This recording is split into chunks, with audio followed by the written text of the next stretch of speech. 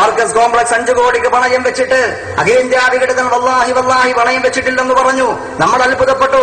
അപ്പോഴാണ് പ്രിയങ്കരനായ ഹസൻ സഖാഫി വിശദീകരിച്ചത്, ഉസ്താദിന്റെ സ്വഭാവം അങ്ങനെയാ, വല്ലാഹി പറഞ്ഞാൽ ശേഷം വരാൻ പോകുന്നത് കളവാണെന്ന് ഉറപ്പാ, തുമ്മ വല്ലാഹി പറഞ്ഞാൽ പച്ചക്കള്ളമാണ്, അതുകൊണ്ട് നിങ്ങൾ വേണ്ട.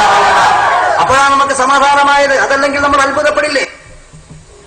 സമയത്ത് ഇത് പണയപ്പെടുത്തി എന്ന് എന്നോട് പറഞ്ഞത് ഒന്ന് എ പി അബൂബക്കർ മൗലവി തന്നെയാണ്. അയാൾ തന്നെയാണ് പറഞ്ഞത് പണയപ്പെടുത്തി എന്ന് പറഞ്ഞത്. എന്നാൽ ഇയാള് കളവ് പറയുന്ന ആളാണ് എന്ന് ബോധ്യപ്പെടാൻ വേണ്ടി ഇടക്ക് വന്ന് കയറിയ ഒരു ഉദാഹരണം ഇതാ. ഇത് കേരള ശബ്ദത്തിന്റെ മറ്റൊരു പതിപ്പാണ്. ഈ കേരള ശബ്ദത്തില് ഈ കോയത്തിൽ നെളിഞ്ഞെന്ന് കളവ് പറയാൻ നിങ്ങൾക്ക് കഴിയും മക്കളെ. അതുകൊണ്ട് ഇപ്പൊ മൈദനി ഇറങ്ങിയപ്പോഴാണല്ലോ ഇത് കുറച്ച് വലുതാവുന്ന് പേടിച്ചിട്ട് ഇല്ലാത്ത നുണ എ പി ഉസ്താദിന്റെ തിരുനാവ് കൊണ്ട്, ഇല്ലാത്ത നുണ എ പി ഉസ്താദിന്റെ തിരുനാവ് കൊണ്ട് എന്നെ പറ്റി പറഞ്ഞത്. അതിലെനിക്ക് വേദനയുണ്ട്. ഹദീസിന് അർത്ഥം വെക്കുമ്പോ ശൈഖുന പറയും, വായ തുറന്നാലേ കളവ് പറയും.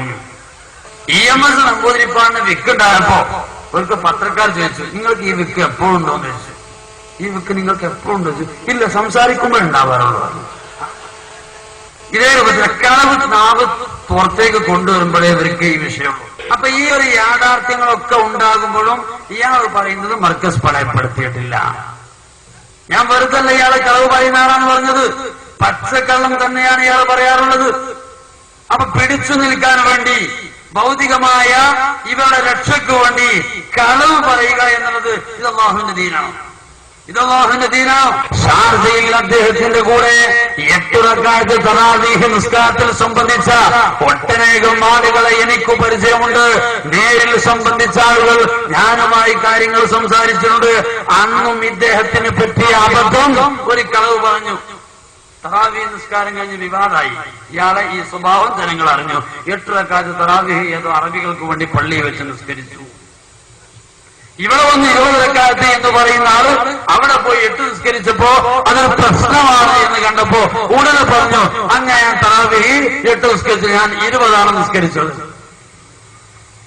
പിന്നെ തെളിവുകൾ നിരത്തിയിട്ട് കണ്ട ആളുകൾ കാര്യം തുറന്നു പറയാൻ തുടങ്ങിയപ്പോ ഇയാള് പറഞ്ഞ്, ഞാൻ 8 റക്അത്ത് നിസ്കരിച്ച അയാള് സലാം വെട്ടി നിർത്തിയപ്പോ എനിക്ക് മനസ്സിലായി ഇത് 8 റക്അത്തേ ഉള്ളൂ. ഞാൻ ഉടനെ പോയിട്ട് വരാന്തയിൽ പോയിട്ട് ബാക്കി 12 പൂർത്തിയാക്കിയിട്ടുണ്ട്. അപ്പൊ പള്ളിക്ക് വരാന്തനല്ല. വിളിക്കലുണ്ടായിനോ? ഇതൊക്കെയാണോ ഔലിയാവിനെ ആലിമീങ്ങളെയും അപഹസിക്കാൻ വേണ്ടി പറയുന്ന പ്രയോഗങ്ങൾ? ഞാൻ കേട്ട പേരോടെ പുതിയ സംഭവം. അല്ലാഹു തആല എല്ലാറ്റിനും മുകളിലാണ് കേട്ടോ. ഇതാ 3ാമത്തെ ഒരു മൗലിദ്. പ്രിയപ്പെട്ട പേരോടെ കളവ് പറയരുത്, പ്രിയപ്പെട്ട പേരോടെ കളവ് പറയരുത്. ഇത് പേരോട് കണ്ടിട്ടില്ലേ? ഇതിൽ റളിയല്ലാഹു അൻഹു ഇല്ലേ? എന്തുകൊണ്ട് മിണ്ടാതെന്നു മറച്ചു വെച്ചത് എന്തിന്? ഇത് പേരോട് കണ്ടിട്ടില്ല എന്ന് പറയുകയാണെങ്കിൽ അവിടെ ചെയ്യാൻ പറ്റും. പിന്നെ പറയും പറയാതെ കളവ് പറഞ്ഞാൽ കുടുങ്ങിപ്പോകും മക്കളെ. സത്യമാത്രം പറഞ്ഞാൽ ഒന്നും സംഭവിക്കൂല. വല്ല കുഴപ്പത്തിനും പെട്ടുപോയോ എന്നാ പറ്റിപ്പോയി എന്ന് പറഞ്ഞാൽ ഒരു കുഴപ്പം വരില്ല. അതേ സമയത്തോ ഇല്ല എന്ന് പറഞ്ഞാൽ ന്യായം താഴെ വശമാകും. അതുകൊണ്ട് ഇയാൾക്ക് പറഞ്ഞാൽ മതിയായിരുന്നു, ഞാനാ പോയ പള്ളിയിൽ പെണ്ണുങ്ങളെ കണ്ടിട്ടില്ല. കാരണം എന്താ? ഖത്തീബ് ഒരിക്കലും പെണ്ണുങ്ങളെ കാണാൻ പറ്റിയ രൂപത്തിലല്ല.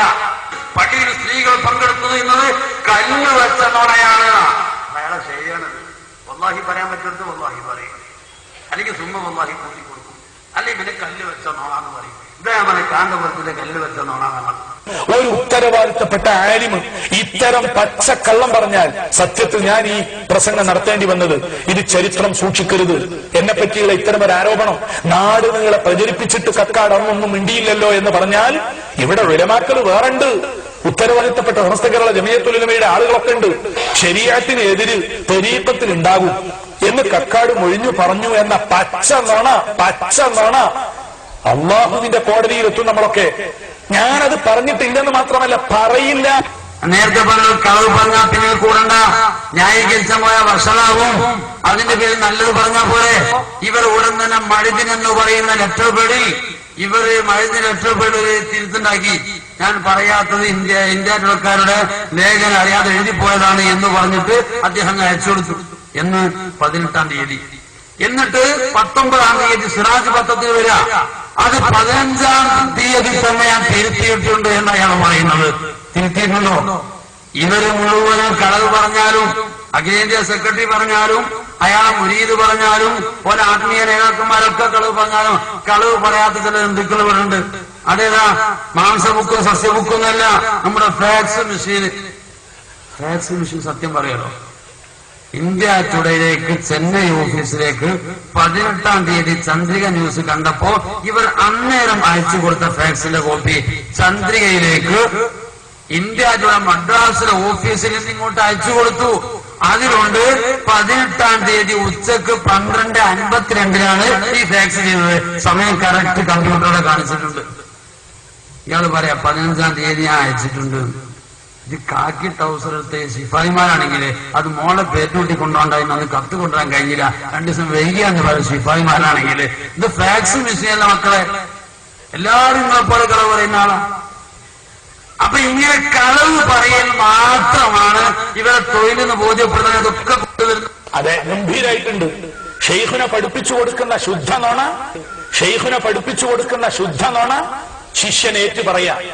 പ്രിയപ്പെട്ട പേരോടെ വസ്തുതാപരമായി കാര്യങ്ങൾ സംസാരിക്കാനാണ് ഞാൻ പറയുന്നത്. വിഘടിത സുന്നികൾ എന്ന് പറഞ്ഞ ഈ കൂട്ടർ വിഘടനവാദവുമായി സമസ്തയിൽ കലാപത്തിന്റെ കൊടി ഉയർത്തിക്കൊണ്ട് എന്ന് രംഗപ്രവേശം കുറിച്ചിട്ടുണ്ടോ അന്ന് മുതലുണ്ട് ഇത്തരം കലാപത്തുകളെ കുറിച്ചുള്ള കേൾവി. നിങ്ങൾ ഓർക്കുന്നുണ്ടോ? വിഘടിത സംസ്ഥയുടെ നേതാവായിരുന്ന ഒരു തങ്ങൾ അബ്ദുറഹ്മാൻ ഉള്ളാൾ തങ്ങൾ എന്ന പേര് തന്നെ വ്യാജമാണ്. കരുവന്തുരുത്തിക്കാരനായ തങ്ങൾ, ഉള്ളാൾ തങ്ങളുടെ പേര് പോലും കടമെടുത്തുകൊണ്ട് പറയപ്പെടുന്ന തങ്ങൾ, ഞാനതിനെ വിമർശിക്കുകയല്ല. അദ്ദേഹം അന്ന് അൽ ഐനിൽ പോയി. UAE അൽ ഐനിൽ പോയപ്പോൾ ഇവിടെയുള്ള നോട്ടീസ്, നേരത്തെ സൂചിപ്പിക്കപ്പെട്ട നോട്ടീസിൽ വെണ്ടക്ക് നിരത്തി. അൽ ഐൻ വിമാനത്താവളത്തിൽ ഉള്ളാൾ തങ്ങൾക്ക് ഗംഭീര വരവേൽപ്പ്. അൽ ഐനിൽ അന്ന് വിമാനത്താവളം പോലുമില്ലെന്ന സത്യം പോലും ഇക്കൂട്ടർ കാണാതെ പോയി. അന്ധമായി ആളെ പെരുപ്പിച്ച് കാണിക്കുന്ന ആ തത്രപ്പാടിനിടയിൽ അൽ ഐനിൽ വിമാനത്താവളമില്ലെന്ന നഗ്ന സത്യം പോലും മറന്നുപോയി. തൊട്ടുടനെ ഫിർദൗസിൽ കയറ്റി മാനുസ്ലിയാർ ബഹുമാനപ്പെട്ടവർക്ക് അല്ലാഹു ദീർഘായുസ്സും ആഫിയത്തും പ്രദാനം ചെയ്യുമാറാവട്ടെ. അദ്ദേഹത്തിന്റെ പത്രത്തിലൂടെ ഫിർദൗസിന്റെ മാഗസിനിലൂടെ തുറന്നടിച്ചു, ഇല്ലാത്ത വിമാനത്താവളത്തിൽ ഉള്ള ആൾക്ക് സ്വീകരണം. വിമാനത്താവളം ഇല്ല, ഉള്ള ആൾക്ക് ഇവിടെ സ്വീകരണം. ഞാൻ ചുരുക്കി പറഞ്ഞത് കള്ളത്തരങ്ങൾ പറഞ്ഞ് കല്ലുവെച്ച നുണകൾ കൊണ്ട് സമൂഹത്തിലെ ചില വിഡ്ഢികളായ മന്ദബുദ്ധികളായ കുഞ്ഞാടുകളുടെ തെക്കുവീർ മാത്രമല്ലാതെ എന്ത് കിട്ടാനാ?